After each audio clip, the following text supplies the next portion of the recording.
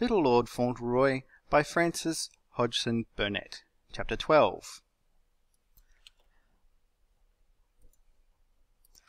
A very few days after the dinner party at the castle, almost everybody in England who had read the newspapers at all knew the romantic story of what had happened in Dorincourt.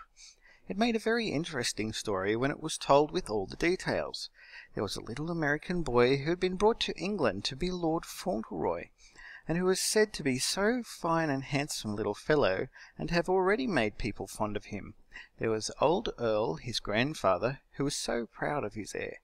There was the pretty young mother, who had never been forgiven for marrying Captain Earl, and there was the strange marriage of Bevis, the dead Lord Fauntleroy, and the strange wife, of whom no one knew anything, suddenly appearing with their son, and saying that he was the real Lord Fauntleroy and must have his rights.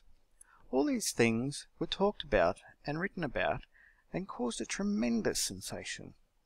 And then there came the rumour that the Earl of Dorincourt was not satisfied with the turn affairs had taken, and would perhaps contest the claim by law, and the matter might end with a wonderful trial. There had never been such excitement before in the county in which Erleborough was situated. On market days people stood in groups and talked and wondered what would be done. The farmers' wives invited one another to tea, that they may tell one another all they had heard, and all they thought other people thought. They related wonderful anecdotes about the Earl's rage, and his determination not to acknowledge the new Lord Fauntleroy, and his hatred of the woman who was the claimant's mother. But of course it was Mrs. Dibble who could tell the most, and who was more in demand than ever. "And a bad lookout it is," she said. "And if you were to ask me, ma'am, I should say as it was a judgment on him for the way he's treated that sweet young creatur, and he's parted from her child, for he's got that fond of him, and that set on him, and that proud of him, as he's a'most drove mad by what's happened. And what's more, this new one's no lady, and his little lordship's ma is. She's a bold-faced, black-eyed thing, as Mr. Thomas says no gentleman in livery 'ud bemean hisself to be gave orders by, and let her come into the house, he says, and he goes out of it, and the boy don't no more compare with the other one than nothing you could mention. And mercy knows what's going to come of it all, and where it's to end, and you might have knocked me down with a feather when Jane brought the news."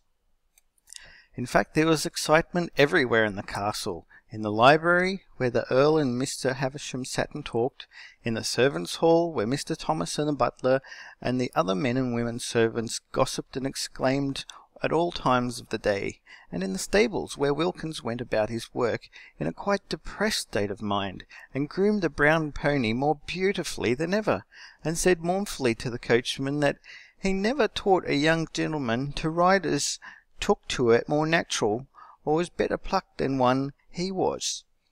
He was a one as it were some pleasure to ride behind. But in the midst of all the disturbance there was one person who was quite calm and untroubled.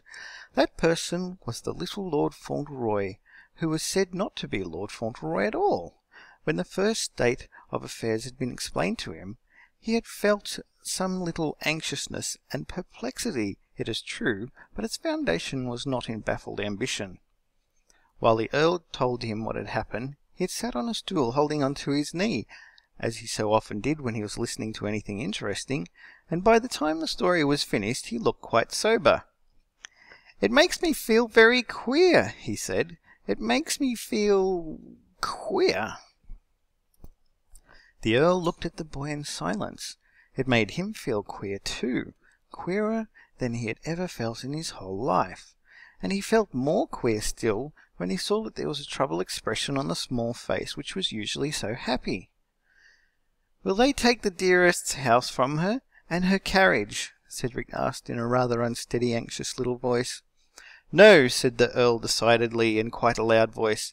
"In fact, they can take nothing from her." "Ah," said Cedric with evident relief. "Can't they?" Then he looked up at his grandfather, and there was a wistful shade in his eyes, and they looked very big and soft. "That other boy," he said rather tremulously, "he'll have to be your boy now, as I was, won't he?" "No," answered the Earl, and he said it so fiercely and loudly that Cedric quite jumped. "No?" he exclaimed in wonderment. "Won't he? I thought—" He stood up from his stall quite suddenly. "Shall I be your boy, even if I'm not going to be an Earl?" he said. "Should I be your boy just as I was before?" And his flushed little face was all alight with eagerness. How the old Earl did look at him from head to foot, to be sure! How his great shaggy brows did draw themselves together, and how queerly his deep eyes shone under them! How very queerly! "My boy!" he said, and if you'll believe it, his voice was queer, almost shaky, and a little broken and hoarse. Not at all what you expect an Earl's voice to be, though he spoke more decidedly and peremptorily than before.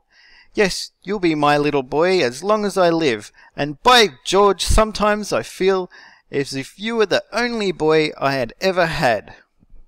Cedric's face turned red to the roots of his hair. It turned red with relief and pleasure. He put both his hands deep in his pockets and looked squarely into his noble relative's eyes. "Do you?" he said. "Well then, I don't care about the Earl part at all. I don't care whether I'm an Earl or not. I thought the one that was going to be the Earl would have to be your boy too, and I couldn't be, and that's what made me feel so queer." The Earl put his hand on his shoulder and drew him nearer.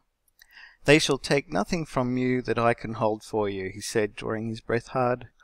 "I won't believe yet that they can take anything from you. You are made for the place, and, well, you may fill it still. But whatever comes, you shall have all that I can give you. All!" It scarcely seemed as if he was speaking to a child. There was such determination in his face and voice. It was more as if he were making a promise to himself. And perhaps he was.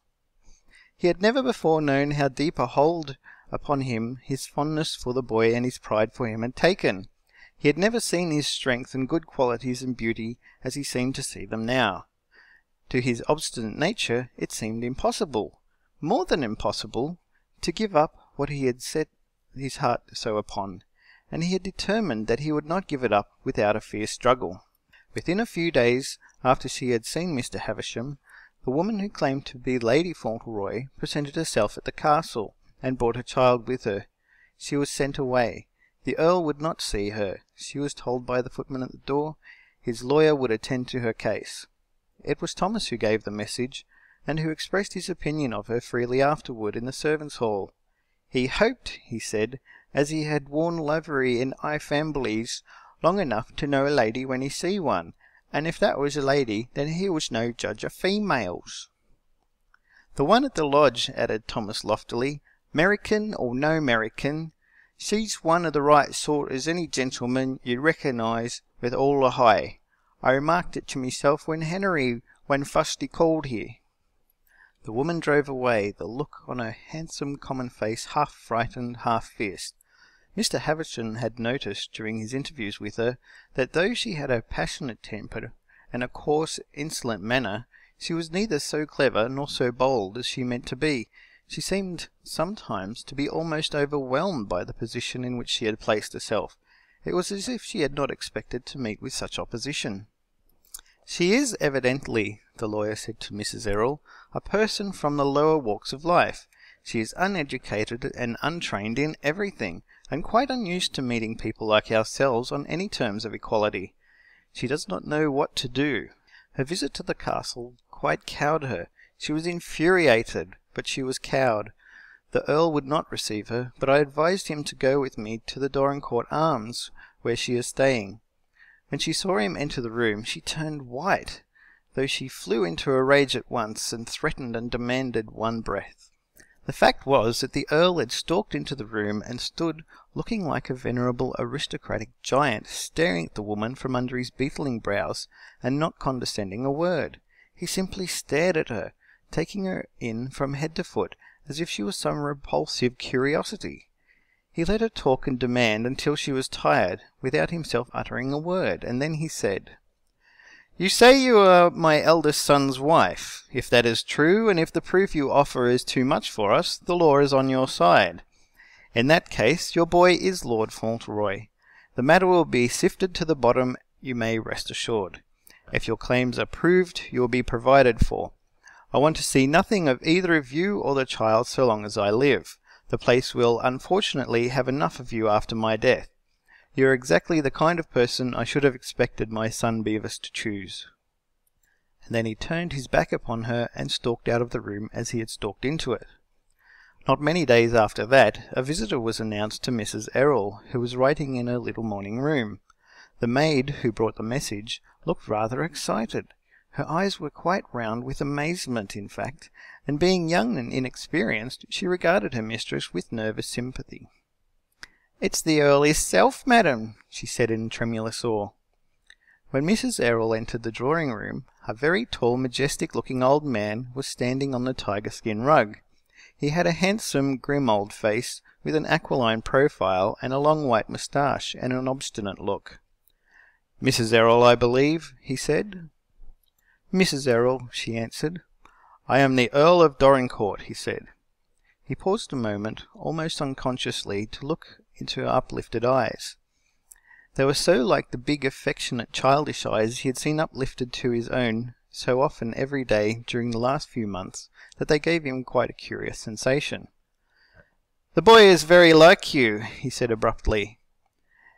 "It has been often said so, my lord," she replied, "but I have been glad to think him like his father also."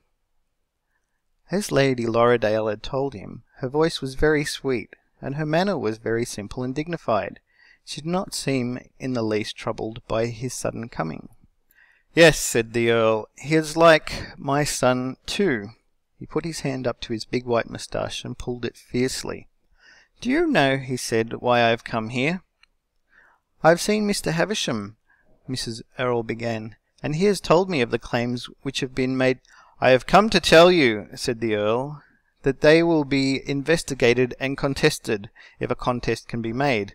I have come to tell you that the boy shall be defended with all the power of the law. His rights—" The soft voice interrupted him. "He must have nothing that is not his by right, even if the law can give it to him," she said. "Unfortunately, the law cannot," said the Earl. "If it could, it should. This outrageous woman and her child—" "Perhaps she cares for him as much as I care for Cedric, my lord," said little Mrs. Errol. "And if she was your elder son's wife, her son is Lord Fauntleroy, and mine is not." She was no more afraid of him than Cedric had been, and she looked at him just as Cedric would have looked, and he, having been an old tyrant all his life, was privately pleased by it. People so seldom dared to differ from him that there was an entertaining novelty to it. "I suppose," he said, scowling slightly, "that you would much prefer that he should not be the Earl of Dorincourt." Her fair young face flushed. "It is a very magnificent thing to be the Earl of Dorincourt, my lord," she said. "I know that, but I care most that he should be what his father was, brave and just and true always." "In striking contrast to what his grandfather was, eh?" said his lordship sardonically. "I have not had the pleasure of knowing his grandfather," replied Mrs. Errol, "but I know my little boy believes—" She stopped short a moment, looking quietly into his face, and then she added, "I know that Cedric loves you." "Would he have loved me," said the Earl dryly, "if you had told him why I did not receive you at the castle?" "No," answered Mrs. Errol, "I think not. That's why I did not wish him to know." "Well," said my lord brusquely, "there are few women who would not have told him." He suddenly began to walk up and down the room, pulling his great moustache more violently than ever. "Yes, he is fond of me," he said, "and I am fond of him. I can't say I ever was fond of anything before. I am fond of him. He pleased me from the first. I am an old man, and was tired of my life. He has given me something to live for. I am proud of him. I was satisfied to think of his taking place some day as the head of the family." He came back and stood before Mrs. Errol. "I am miserable," he said, "miserable." He looked as if he was. Even his pride could not keep his voice steady, or his hands from shaking. For a moment it almost seemed as if his deep fierce eyes had tears in them. "Perhaps it is because I am miserable that I have come to you," he said, quite glaring down at her. "I used to hate you. I have been jealous of you.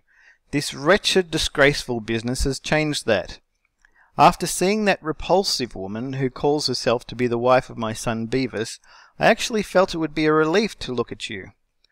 I have been an obstinate old fool, and I suppose I have treated you badly. You are like the boy, and the boy is the first object in my life. I am miserable, and I come to you merely because you are like the boy, and he cares for you, and I care for him. Treat me as well as you can, for the boy's sake." He said it all in his harsh voice, and almost roughly, but somehow he seemed so broken down for the time that Mrs. Earl was touched to the heart. She got up and moved an armchair a little forward. "I wish you would sit down," she said in a soft, pretty, sympathetic way. "You have been so much troubled that you are very tired, and you need all your strength."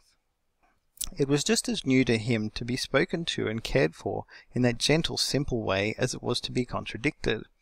He was reminded of the boy again, and he actually did as she asked him. Perhaps his disappointment and wretchedness were good discipline for him. If he had not been wretched, he might have continued to hate her, but just at present he found her a little soothing. Almost anything would have seemed pleasant by contrast with Lady Fauntleroy, and this one had so sweet a face and voice, and a pretty dignity when she spoke or moved. Very soon, through the quiet magic of these influences, he began to feel less gloomy, and then he talked still more. "Whatever happens," he said, "the boy shall be provided for. He shall be taken care of, now and in the future." Before he went away, he glanced around the room. "Do you like the house?" he demanded. "Very much," she answered. "This is a cheerful room," he said. "May I come up here again and talk this matter over?" "As often as you wish, my lord," she replied.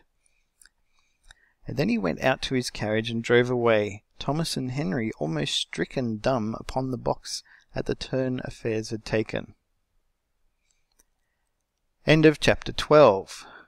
Recording by Jason Oakley, Brisbane, Australia. www.bangrocks.com. Little Lord Fauntleroy by Frances Hodgson Burnett. Chapter 13. Of course, as soon as the story of Lord Fauntleroy and the difficulties of the Earl of Dorincourt were discussed in the English newspapers, they were discussed in the American newspapers. The story was too interesting to be passed over lightly, and it was talked of a great deal. There were so many versions of it that it would have been an edifying thing to buy all the papers and compare them. Mr. Hobbs read so much about it that he became quite bewildered. One paper described his young friend Cedric as an infant in arms, another as a young man at Oxford, winning all the honours and distinguishing himself by writing Greek poems. One said he was engaged to a young lady of great beauty who was the daughter of a duke. Another said he had just been married. The only thing, in fact, which was not said was that he was a little boy between 7 and 8, with handsome legs and curly hair. One said he was no relation to the Earl of Dorincourt at all, but was a small imposter who had sold newspapers and slept in the streets of New York before his mother imposed upon the family lawyer, who came to America to look for the Earl's heir. Then came the descriptions of the new Lord Fauntleroy and his mother.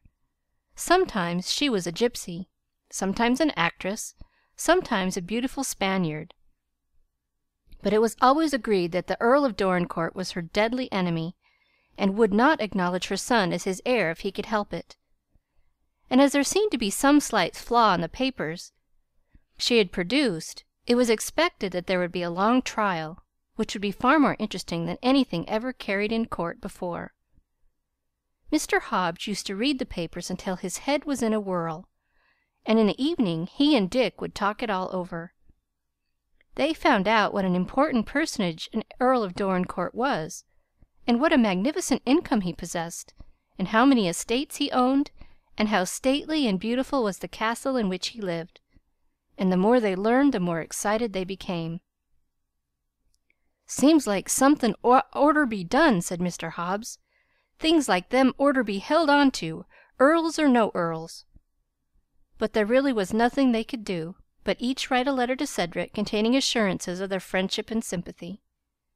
They wrote those letters as soon as they could after receiving the news, and after having written them, they handed them over to each other to be read. This is what Mr. Hobbs read in Dick's letter. Dear Friend, I got your letter, and Mr. Hobbs got his, and we are sorry you are down on your luck, and we say hold on as long as you kin, and don't let no one get ahead of you. There is a lot of old thieves will make all they kin of you if you don't keep your eye skinned. But this is mostly to say that I've not forgot what you did for me, and there ain't no better way. Come over here and go in partners with me. Business is fine, and I'll see no harm comes to yous. Any big feller that tries to come it over you will have ter settle it first with Professor Dick Tipton. So no more at present, Dick.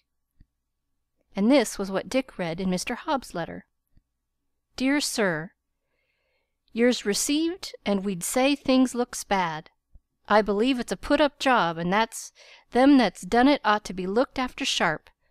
And what I write to say is two things. I'm going to look this thing up. Keep quiet, and I'll see a lawyer and do all I can.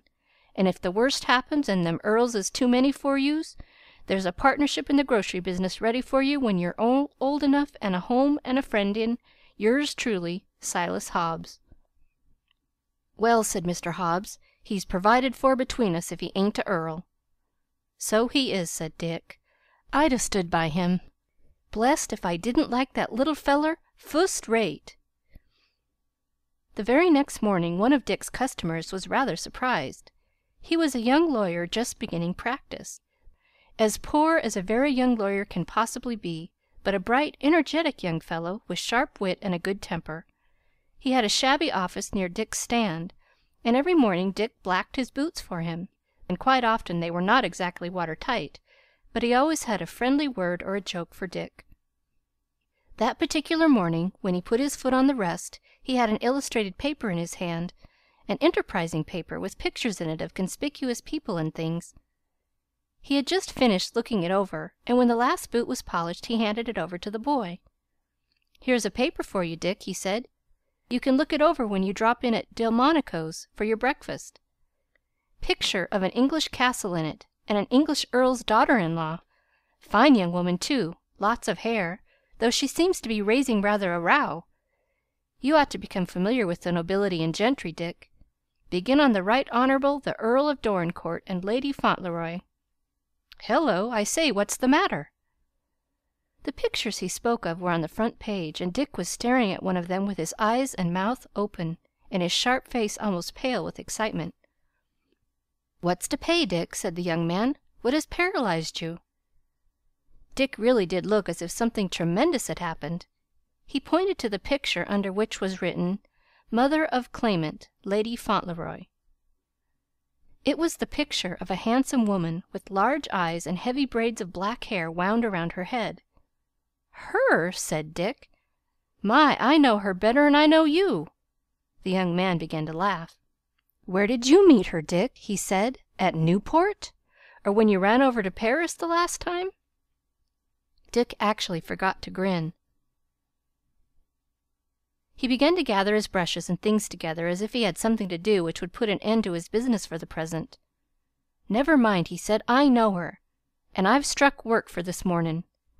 And in less than 5 minutes from that time he was tearing through the streets on his way to Mr. Hobbs in the corner store. Mr. Hobbs could scarcely believe the evidence of his senses when he looked across the counter and saw Dick rush in with the paper in his hand. The boy was out of breath with running, so much out of breath, in fact, that he could scarcely speak, as he threw the paper down on the counter. "Hello!" exclaimed Mr. Hobbs. "Hello! What you got there?" "Look at it!" panted Dick. "Look at that woman in the picture!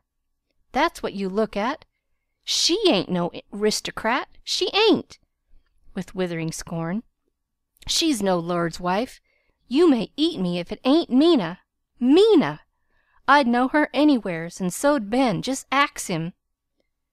Mr. Hobbs dropped into his seat. "I knowed it was a put-up job," he said. "I knowed it! And they done it on account of him bein' American." "Done it!" cried Dick with disgust. "She's done it! That's who done it!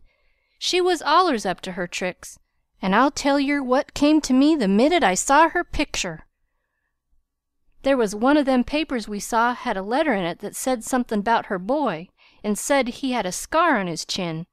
Put them two together, her and that little scar. Why, that there boy o' hers ain't no more a lord than I am. It's Ben's boy, the little chap she hit when she let fly that plate at me." Professor Dick Tipton had always been a sharp boy, and earning his living in the streets of a big city had made him still sharper. He had learned to keep his eyes open and his wits about him, and it must be confessed he enjoyed immensely the excitement and impatience of that moment. If little Lord Fauntleroy could only have looked into the store that morning, he would certainly have been interested, even if all the discussion and plans had been intended to decide the fate of some other boy than himself. Mr. Hobbs was almost overwhelmed by his sense of responsibility, and Dick was all alive and full of energy. He began to write a letter to Ben, and he cut out the picture and enclosed it to him, and Mr. Hobbs wrote a letter to Cedric and one to the Earl. They were in the midst of this letter writing when a new idea came to Dick. "Say," he said, "the feller that give me the paper, he's a lawyer. Let's ax him what we'd better do. Lawyers know it all." Mr. Hobbs was immensely impressed by this suggestion and Dick's business capacity. "That's so," he replied. "This here calls for lawyers." And leaving the store in the care of a substitute, he struggled into his coat and marched downtown with Dick. And the two presented themselves with their romantic story in Mr. Harrison's office, much to that young man's astonishment. If he had not been a very young lawyer with a very enterprising mind and a great deal of spare time on his hands, he might not have been so readily interested in what they had to say, for it all certainly sounded very wild and queer. But he chanced to want something to do very much, and he chanced to know Dick, and Dick chanced to say his say in a very sharp, telling sort of way. "And," said Mr. Hobbs, "say, what's your time worth an hour? And look into this thing thorough, and I'll pay the damage. Silas Hobbs, corner of Blank Street, vegetables and fancy groceries." "Well," said Mr. Harrison, "it will be a big thing if it turns out all right, and it will be almost as big a thing for me as for Lord Fauntleroy. And at any rate, no harm can be done by investigating. It appears there has been some dubiousness about the child. The woman contradicted herself in some of her statements about his age, and aroused suspicion. The first persons to be written to are Dick's brother and the Earl of Dorincourt's family lawyer." And actually, before the sun went down, 2 letters had been written and sent in 2 different directions, one speeding out of New York harbor on a mail steamer on its way to England, and the other on a train carrying letters and passengers bound for California. And the first was addressed to T. Havisham, Esquire, and the second to Benjamin Tipton. And after the store was closed that evening, Mr. Hobbs and Dick sat in the back room and talked together until midnight. End of Chapter 13. Little Lord Fauntleroy by Frances Hodgson Burnett. Chapter 14. It is astonishing how short a time it takes for very wonderful things to happen. It had taken only a few minutes, apparently, to change all the fortunes of the little boy dangling his red legs from the high stool in Mr. Hobbs's store, and to transform him from a small boy living the simplest life in a quiet street into an English nobleman, the heir to an earldom and magnificent wealth. It had taken only a few minutes, apparently, to change him from an English nobleman into a penniless little imposter, with no right to any of the splendors he had been enjoying. And, surprising as it may appear, it did not take nearly so long a time as one might have expected to alter the face of everything again, and to give back to him all that he had been in danger of losing. It took the less time because, after all, the woman who had called herself Lady Fauntleroy was not nearly so clever as she was wicked, and when she had been closely pressed by Mr. Havisham's questions about her marriage and her boy, she had made 1 or 2 blunders which had caused suspicion to be awakened, and then she had lost her presence of mind and her temper, and in her excitement and anger had betrayed herself still further. All the mistakes she made were about her child. There seemed no doubt that she had been married to Bevis, Lord Fauntleroy, and had quarrelled with him, and had been paid to keep away from him. But Mr. Havisham found out that her story of the boy's being born in a certain part of London was false, and just when they all were in the midst of the commotion caused by this discovery, there came the letter from the young lawyer in New York, and Mr. Hobbs's letters also.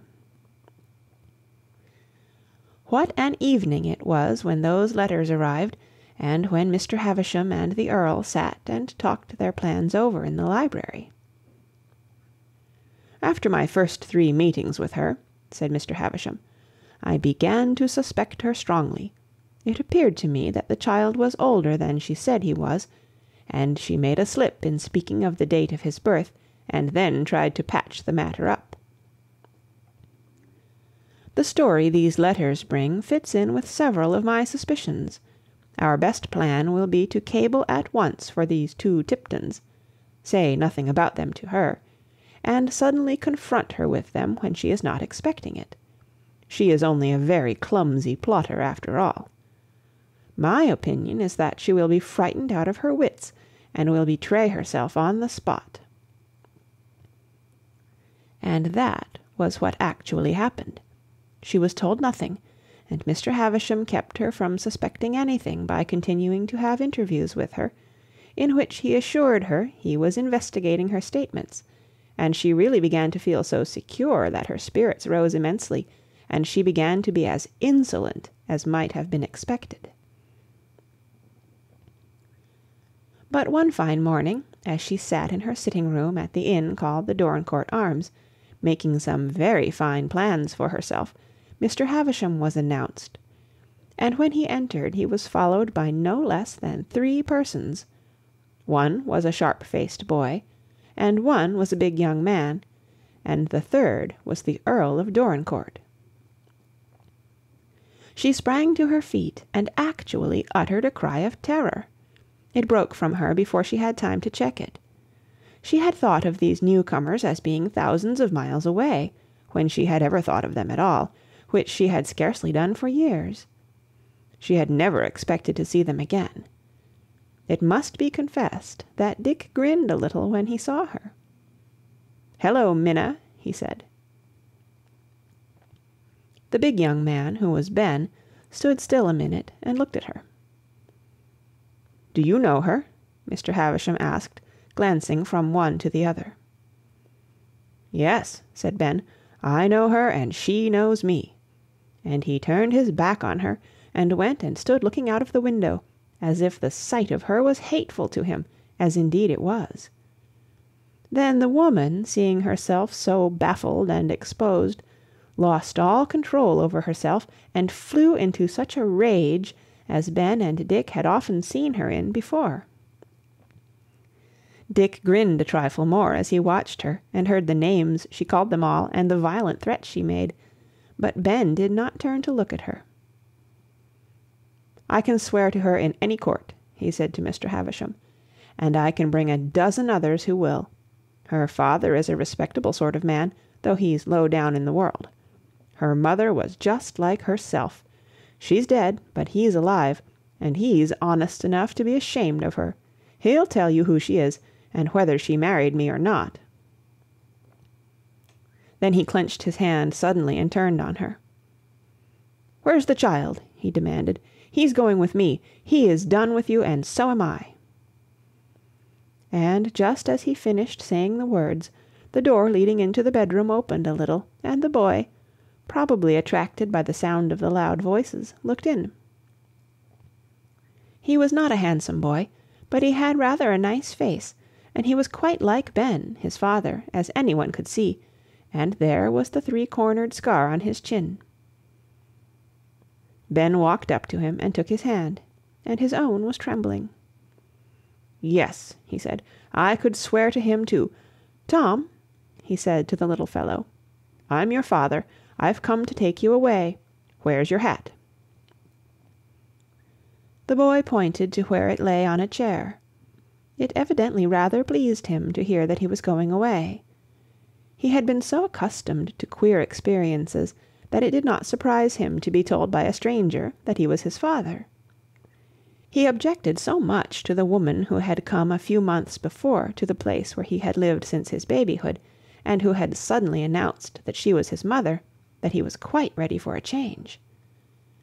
Ben took up the hat and marched to the door. "If you want me again," he said to Mr. Havisham, "you know where to find me." He walked out of the room, holding the child's hand, and not looking at the woman once. She was fairly raving with fury, and the Earl was calmly gazing at her through his eyeglasses, which he had quietly placed upon his aristocratic eagle nose.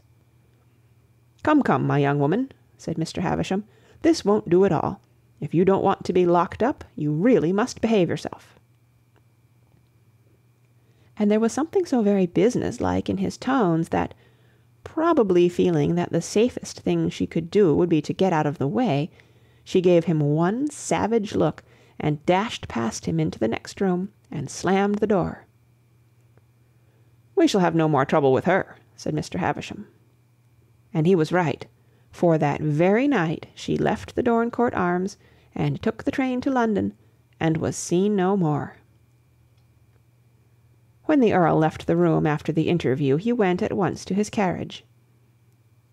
"To Court Lodge," he said to Thomas. "To Court Lodge," said Thomas to the coachman as he mounted the box. "And you may depend on it, things are taking an unexpected turn." When the carriage stopped at Court Lodge, Cedric was in the drawing-room with his mother. The Earl came in without being announced. He looked an inch or so taller, and a great many years younger. His deep eyes flashed. "Where," he said, "is Lord Fauntleroy?" Mrs. Errol came forward, a flush rising to her cheek. "Is it Lord Fauntleroy?" she asked. "Is it indeed?" The Earl put out his hand and grasped hers. "Yes," he answered, "it is." Then he put his other hand on Cedric's shoulder. "Fauntleroy," he said in his unceremonious, authoritative way, "ask your mother when she will come to us at the castle." Fauntleroy flung his arms around his mother's neck. "To live with us!" he cried. "To live with us always!" The Earl looked at Mrs. Errol, and Mrs. Errol looked at the Earl. His lordship was entirely in earnest. He had made up his mind to waste no time in arranging this matter. He had begun to think it would suit him to make friends with his heir's mother. "Are you quite sure you want me?" said Mrs. Errol, with her soft, pretty smile. "Quite sure," he said bluntly. "We have always wanted you, but we were not exactly aware of it. We hope you will come." End of chapter 14. Read by Kara Shallenberg, www.kray.org, on February 17th, 2007, in Oceanside, California. Little Lord Fauntleroy by Frances Hodgson Burnett. Chapter 15. Ben took his boy and went back to his cattle ranch in California, and he returned under very comfortable circumstances. Just before his going, Mr. Havisham had an interview with him, in which the lawyer told him that the Earl of Dorincourt wished to do something for the boy who might have turned out to be Lord Fauntleroy, and so he had decided that it would be a good plan to invest in a cattle ranch of his own, and put Ben in charge of it on terms which would make it pay him very well, and which would lay a foundation for his son's future. And so when Ben went away, he went as the prospective master of a ranch which would be almost as good as his own, and might easily become his own in time, as indeed it did in the course of a few years.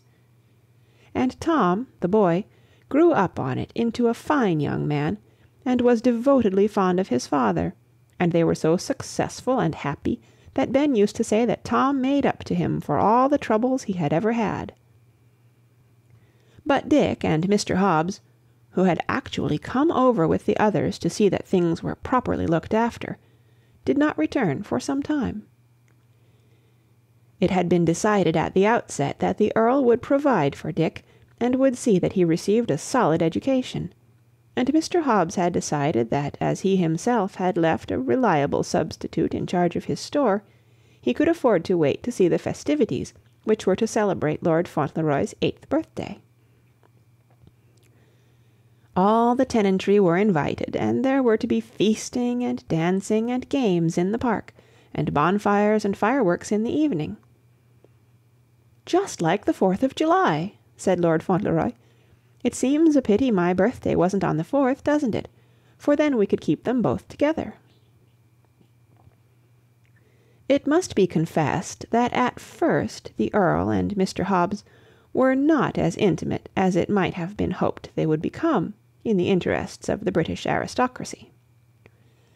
The fact was that the Earl had known very few grocery men, and Mr. Hobbs had not had many very close acquaintances who were Earls, and so in their rare interviews conversation did not flourish. It must also be owned that Mr. Hobbs had been rather overwhelmed by the splendours Fauntleroy felt it his duty to show him. The entrance gate, and the stone lions, and the avenue impressed Mr. Hobbs somewhat at the beginning, and when he saw the castle, and the flower gardens, and the hothouses, and the terraces, and the peacocks, and the dungeon, and the armour, and the great staircase, and the stables, and the liveried servants, he was really quite bewildered. But it was the picture gallery which seemed to be the finishing stroke. "Something in the manner of a museum?" he said to Fauntleroy, when he was led into the great beautiful room. "No," said Fauntleroy rather doubtfully. "I don't think it's a museum. My grandfather says these are my ancestors." "Your aunt's sisters!" ejaculated Mr. Hobbs. "All of 'em? Your great-uncle, he must have had a family. Did he raise 'em all?" And he sank into a seat, and looked around him with quite an agitated countenance, until with the greatest difficulty Lord Fauntleroy managed to explain that the walls were not lined entirely with the portraits of the progeny of his great-uncle.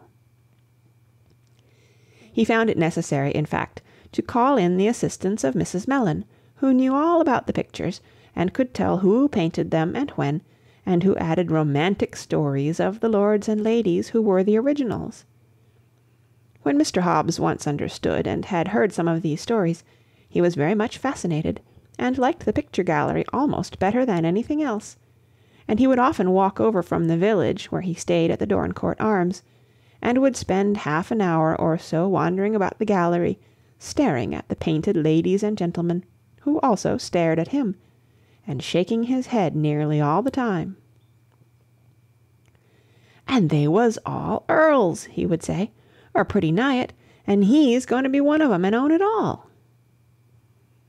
Privately, he was not nearly so much disgusted with Earls and their mode of life as he had expected to be, and it is to be doubted whether his strictly republican principles were not shaken a little by a closer acquaintance with castles and ancestors and all the rest of it. At any rate, one day he uttered a very remarkable and unexpected sentiment. "I wouldn't have minded being one of 'em myself," he said, which was really a great concession. What a grand day it was when little Lord Fauntleroy's birthday arrived, and how his young lordship enjoyed it! How beautiful the park looked, filled with the thronging people dressed in their gayest and best, and with the flags flying from the tents and the top of the castle. Nobody had stayed away who could possibly come, because everybody was really glad that little Lord Fauntleroy was to be little Lord Fauntleroy still, and some day was to be the master of everything. Everyone wanted to have a look at him, and at his pretty, kind mother, who had made so many friends. And positively everyone liked the Earl rather better, and felt more amiably toward him because the little boy loved and trusted him so, and because, also, he had now made friends with and behaved respectfully to his heir's mother. It was said that he was even beginning to be fond of her too, and that between his young lordship and his young lordship's mother, the Earl might be changed in time into quite a well-behaved old nobleman, and everybody might be happier and better off. What scores and scores of people there were under the trees and in the tents and on the lawns! Farmers and farmers' wives in their Sunday suits and bonnets and shawls, girls and their sweethearts, children frolicking and chasing about, and old dames in red cloaks gossiping together. At the castle there were ladies and gentlemen who had come to see the fun, and to congratulate the Earl, and to meet Mrs. Errol. Lady Lorridale and Sir Harry were there, and Sir Thomas Asshe and his daughters, and Mr. Havisham, of course, and then beautiful Miss Vivian Herbert, with the loveliest white gown and lace parasol, and a circle of gentlemen to take care of her, though she evidently liked Fauntleroy better than all of them put together. And when he saw her and ran to her and put his arm around her neck, she put her arms around him too and kissed him as warmly as if he had been her own favourite little brother, and she said, "Dear little Lord Fauntleroy, dear little boy, I am so glad, I am so glad." And afterward she walked about the grounds with him and let him show her everything. And when he took her to where Mr. Hobbs and Dick were, and said to her, "This is my old, old friend, Mr. Hobbs, Miss Herbert, and this is my other old friend, Dick. I told them how pretty you were, and I told them they should see you if you came to my birthday." She shook hands with them both, and stood and talked to them in her prettiest way, asking them about America and their voyage, and their life since they had been in England, while Fauntleroy stood by looking up at her with adoring eyes, and his cheeks quite flushed with delight, because he saw that Mr. Hobbs and Dick liked her so much. "Well," said Dick solemnly afterward, "she's the daisiest gal I ever saw. She's just a daisy, that's what she is, and no mistake." Everybody looked after her as she passed, and everyone looked after little Lord Fauntleroy. And the sun shone, and the flags fluttered, and the games were played, and the dances danced, and as the gaieties went on, and the joyous afternoon passed, his little lordship was simply radiantly happy. The whole world seemed beautiful to him.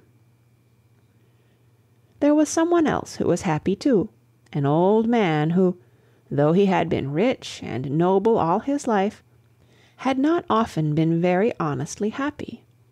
Perhaps, indeed, I shall tell you that I think it was because he was rather better than he had been that he was rather happier. He had not, indeed, suddenly become as good as Fauntleroy thought him, but, at least, he had begun to love something, and he had several times found a sort of pleasure in doing the kind things which the innocent, kind little heart of a child had suggested, and that was a beginning. And every day he had been more pleased with his son's wife. It was true, as the people said, that he was beginning to like her too. He liked to hear her sweet voice, and to see her sweet face, and as he sat in his arm-chair he used to watch her and listen as she talked to her boy, and he heard loving, gentle words which were new to him, and he began to see why the little fellow who had lived in a New York side street, and known grocery-men and made friends with boot-blacks, was still so well-bred and manly a little fellow that he made no one ashamed of him, even when fortune changed him into the heir to an English earldom, living in an English castle. It was really a very simple thing, after all. It was only that he had lived near a kind and gentle heart, and had been taught to think kind thoughts always, and to care for others. It is a very little thing, perhaps, but it is the best thing of all. He knew nothing of earls and castles. He was quite ignorant of all grand and splendid things, but he was always lovable, because he was simple and loving.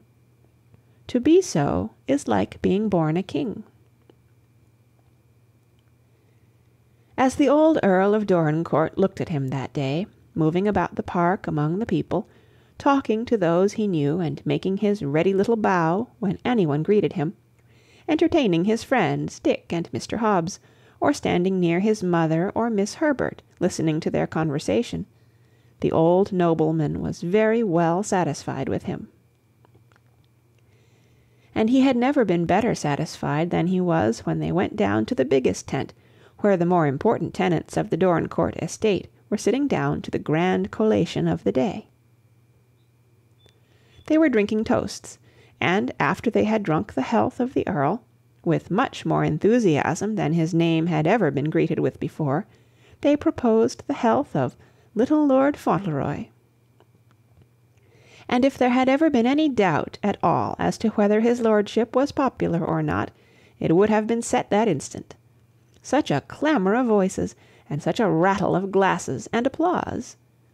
They had begun to like him so much, those warm-hearted people, that they forgot to feel any restraint before the ladies and gentlemen from the castle who had come to see them. They made quite a decent uproar, and one or two motherly women looked tenderly at the little fellow where he stood, with his mother on one side and the Earl on the other, and grew quite moist about the eyes, and said to one another, "God bless him, the pretty little dear."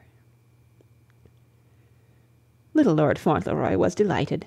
He stood and smiled and made bows and flushed rosy red with pleasure up to the roots of his bright hair. "Is it because they like me, dearest?" he said to his mother. "Is it, dearest? I'm so glad." And then the Earl put his hand on the child's shoulder and said to him, "Fauntleroy, say to them that you thank them for their kindness." Fauntleroy gave a glance up at him and then at his mother. "Must I?" he asked, just a trifle shyly, and she smiled, and so did Miss Herbert, and they both nodded. And so he made a little step forward, and everybody looked at him. Such a beautiful, innocent little fellow he was, too, with his brave, trustful face. And he spoke as loudly as he could, his childish voice ringing out quite clear and strong. "I'm ever so much obliged to you," he said, "and I hope you'll enjoy my birthday, because I've enjoyed it so much, and I'm very glad I'm going to be an Earl. I didn't think at first I should like it, but now I do. And I love this place so, and I think it is beautiful, and when I am an Earl, I am going to try to be as good as my grandfather." And amid the shouts and clamour of applause, he stepped back with a little sigh of relief, and put his hand into the Earl's, and stood close to him, smiling and leaning against his side. And that would be the very end of my story, but I must add one curious piece of information, which is, that Mr. Hobbs became so fascinated with high life, and was so reluctant to leave his young friend, that he actually sold his corner store in New York and settled in the English village of Earlsborough, where he opened a shop which was patronized by the castle, and consequently was a great success. And though he and the Earl never became very intimate, if you will believe me, that man Hobbs became in time more aristocratic than his lordship himself, and he read the court news every morning, and followed all the doings of the House of Lords. And about 10 years after, when Dick, who had finished his education and was going to visit his brother in California, asked the good grocer if he did not wish to return to America, he shook his head seriously. "Not to live there," he said, "not to live there. I want to be near him, and sort of look after him.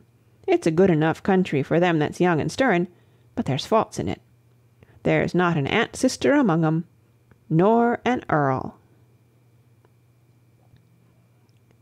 End of chapter 15, and this is the end of Little Lord Fauntleroy by Frances Hodgson Burnett.